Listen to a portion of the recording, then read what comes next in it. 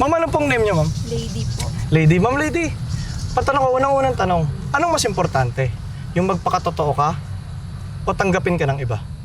Magpakatotoo po. Bakit? Kasi parang hindi magbi-make sense sa akin kung di ka naman totoo. Kung papakita mo yung plastic side mo sa ibang tao.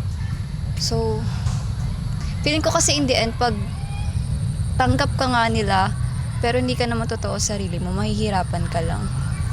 Ang ganda nun. Ma'am, pangalawang tanong.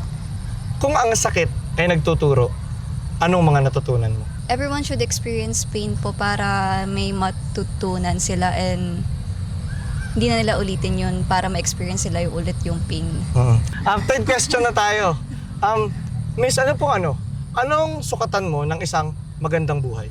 Na masaya ako kasi di ba, ang dami nagsabi na money can bring happiness. Totoo naman, pero yung genuine happiness talaga, yun talaga yung hanap ko sa buhay.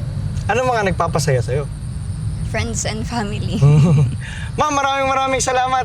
Ang ganda ng mga sinagot mo. Salamat po. Thank you. Ma'am, ano pong name niyo, ma'am? Tanya po. Tanya. Miss Tanya, unang-unang katanungan ko. Opo.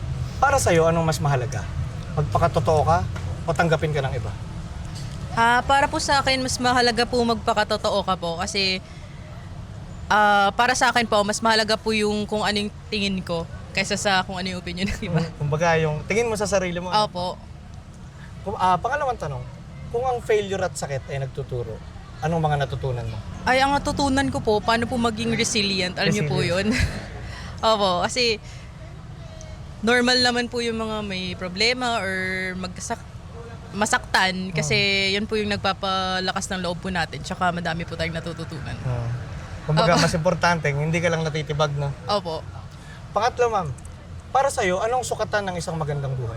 Masaya po kayo, wala po kayong kaaway, healthy, ganun. Opo. Ma'am, ano nagpapasaya sa'yo? Pamilya ko po, tsaka pagkain. Masaya, kumakain ka ngayon. So, alam ko, masaya ka ngayon. Ma'am, maraming salamat sa oras mo.